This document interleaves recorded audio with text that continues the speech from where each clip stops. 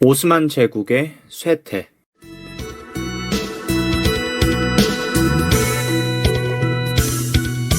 따라하면 돼요. 카운터 줄게요. 어렵지 않아요. 단순하긴 해도 힘이 될 거예요. 행복의 주문 하나 둘 셋 넷. 행복해져라 행복해져라 행복해져라 행복해져라 행복해져라 행복해져라 행복해져라 행복해져라. 우울한 사람도 지친 사람들도 행복해져라 행복해져라 행복해져라 행복해져라. 오스만 제국의 술탄 슐레이만 1세 때 전성기를 맞이합니다. 영토 확장 활동을 통해서 유럽, 아프리카, 아시아 지역 등을 점령하죠. 아래에 있는 지도를 보시면 대략 오스만 제국이 얼마나 거대한 국가였는지를 알 수가 있습니다. 이 영토를 넓히는 과정에서 치른 전투, 모하치 전투인데요. 이 모하치 전투는 오스만 제국과 헝가리가 싸운 전투입니다. 여기서 승리한 오스만은 헝가리를 지배하죠. 헝가리 좌측 서쪽에는요, 바로 오스트리아라는 나라가 있습니다. 이 오스트리아까지 오스만 제국이 공격해 갑니다. 이것이 1차 오스트리아 빈 전투입니다. 하지만 이 전투에서 오스트리아가 승리를 거두면서 오스만 제국은 오스트리아 정복의 꿈을 잠시 접죠. 이후 프레비자야 해전이 이루어집니다. 이것은 오스만 제국과 교황 베네치아 에스파냐가 지중해 무역권을 두고 싸운 것이죠. 이 전투에서 오스만 제국이 승리하면서 지중해 해상권, 지중해 해상 무역권을 오스만 제국이 가져가게 됩니다. 또한 이 지중해 남쪽에 있는 아프리카 북부 지역을 오스만 제국이 지배하고 이 지역을 이슬람화 시킵니다. 이때 북아프리카 지역, 티니지 지역, 알제리 지역, 리비아 지역, 이집트 지역이 이슬람 문화를 받아들이게 되죠. 이후 이 지중해 무역권을 되찾기 위해서 오스만 제국과 교황 세력, 에스파냐, 베네치아 세력이 다시 맞붙게 됩니다. 이것이 레판토 전투입니다. 이 레판토 전투에서는 교황 에스파냐 베네치아 연합군이 승리하면서 오스만 제국이 불리한 조약을 맺게 됩니다. 이 전투의 결과로 맺은 조약은요, 베네치아가 키프로스를 포기하는 대신 오스만 제국이 전쟁을 앞으로 하지 않겠다라는 약속을 한 것이죠. 하지만 이후 오스만 제국 술탄 셀림 2세 때 북아프리카 튀니스 지역을 점령하면서 오스만 제국은 북아프리카 지역에 다시 지배권을 가져옵니다. 이후 술탄 아흐메트 1세가 즉위하는데요. 아흐메트 1세는 아흐메트 사원이라는 것을 건축합니다. 다른 이름으로 블루 모스크라고 부르기도 하죠. 이 블루 모스크, 아흐메트 사원은요, 성 소피아 성당 맞은편에 지었고요. 블루 모스크라고 하는 이유는 건물 내부로 들어가면 푸른색의 벽으로 이루어졌기 때문에 블루 모스크라고 합니다. 그러던 중 17세기 중반 이후부터 오스만 제국은 쇠퇴하기 시작합니다. 여러 가지 원인이 있지만 크게 내적 요인, 국내적인 요인, 국외적인 요인으로 나눠서 설명하겠습니다. 국내적인 요인에서는 술탄을 중심으로 한 중앙집권 체제가 약해졌다라는 겁니다. 중앙의 권력이 약해지자 지방을 통치하는 능력이 약해졌고 이 때문에 지방 분권화가 이루어지죠. 중앙, 즉 술탄의 힘이 약해지자 지방까지 신경 쓸 여유가 없게 되었고 그러다 보니 지방에 있는 귀족, 지방 영주들이 자신이 가진 땅에서 권력을 마음대로 부리기 시작하면서 지방 권력들이 나뉘어지기 시작한 거죠. 그러면 왜 술탄의 권력이 약해졌을까요? 술탄의 친위 부대인 예니체리 세력이 반란을 여러 번 일으키면서 여러 술탄이 폐위됐다가 즉위됐다가를 반복하게 됩니다. 그래서 술탄의 권력이 약해졌고 중앙 집권 체제도 약해진 겁니다. 또한 정복지에 세금을 과도하게 많이 거두면서 이 오스만 제국의 점령, 지배를 받는 민족들이, 백성들이 불만을 많이 가지게 됩니다. 여기에 관료와 군인들이 부정부패를 일으키면서 사회는 더욱더 혼란스러워지고 사람들의 불만은 더욱더 많아졌죠. 다음으로 국외적인 요인인데요. 먼저 오스만 제국 동쪽에 위치한 사파비 왕조, 지금의 이란 지역에서 오스만 제국을 압박해 왔습니다.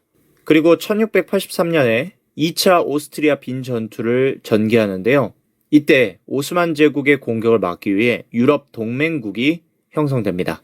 그리고 이 전투는 결국 유럽 동맹국의 승리로 끝나면서 오스만 제국의 서유럽 진출이 다시 한번 막히게 되죠. 이 전투의 결과 까를로비츠 조약이 체결되는데요. 이 조약으로 인해 전쟁이 완전히 종료됩니다. 조약의 내용을 보면 오스만 제국이 지배하고 있던 유럽의 영토를 많이 잃게 되면서 유럽의 영향력이 약해집니다. 동유럽 발칸반도 일부 지역을 잃게 되었거든요. 어떤 지역을 잃어버렸는지 좀 보면 헝가리, 루마니아 일부 지역을 오스트리아에게 넘겨주었고 우크라이나 일부 지역을 폴란드에게 넘겨주었고 크로아티아 펠로폰네소스 반도 지역을 베네치아한테 넘겨주게 됩니다. 여기서 넘겨준 빨간색 부분이 바로 발칸반도라는 부분인데요. 이후 이 발칸반도 지역은 오스만의 지배에서 벗어나면서 혼란이 생기기 시작했습니다. 원래 이 장소는 여러 민족, 여러 종교, 여러 문화가 계속 섞여 있었는데 이것이 오스만 제국의 지배를 받으면서 민족 간, 종교 간, 문화 간 충돌이 좀 적었습니다.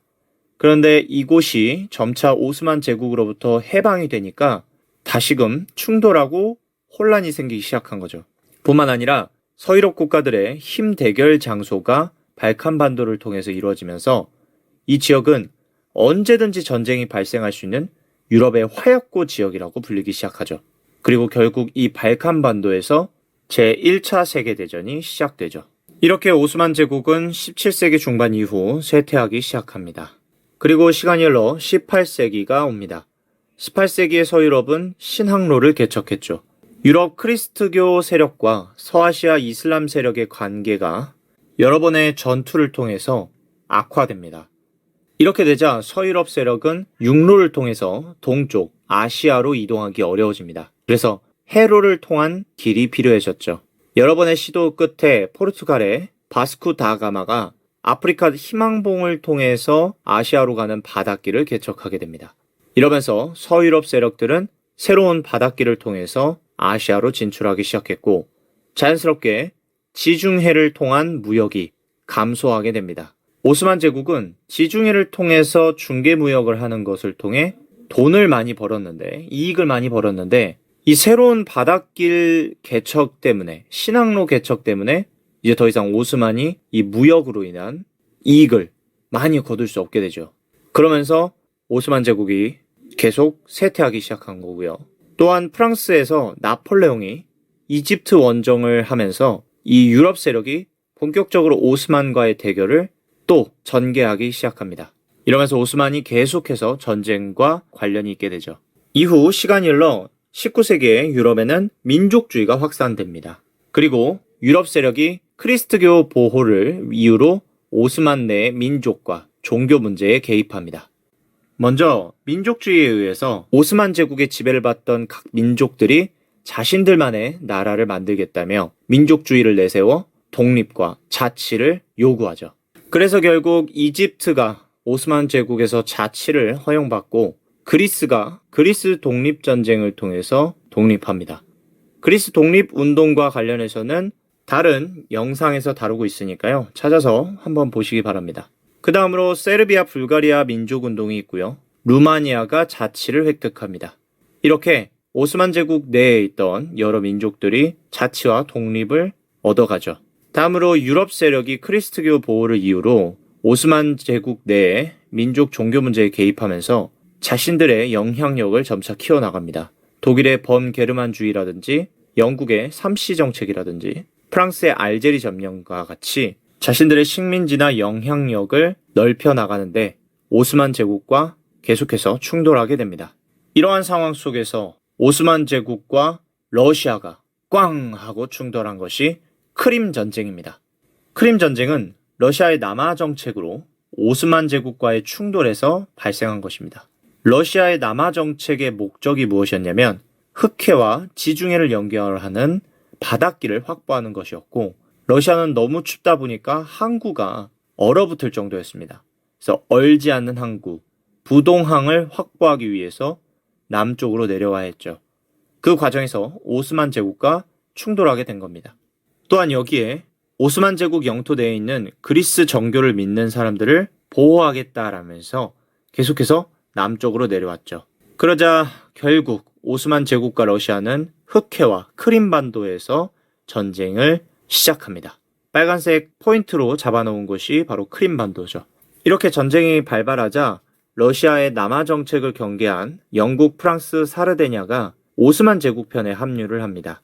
이러면서 러시아와 오스만엔 유럽연합군이 전쟁을 하게 됩니다. 그렇게 전쟁이 진행되던 와중에 전쟁을 주도한 러시아의 니콜라이 1세가 사망합니다. 그러자 이 뒤를 이어서 알렉산드르 2세가 즉위하는데 알렉산드르 2세는 러시아 개혁의 필요성을 깨닫고 이 전쟁을 종료하기로 결정하죠. 이에 따라 파리 강화 조약이 체결됩니다. 러시아가 전쟁을 그만두는 그 결과로 영토 일부를 다른 국가들에게 넘겨주었고 러시아는 흑해 함대 배치권을 잃어버리게 됩니다.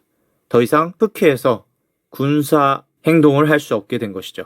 그리고 이 파리 강화 조약에 의해 흑해라는 지역은요, 중립 선언을 하게 됩니다. 무역 때문에 배를 타고 이동하는 것은 언제든지 괜찮지만 군사적인 이유로 배를 띄우는 것은 절대로 금지했죠.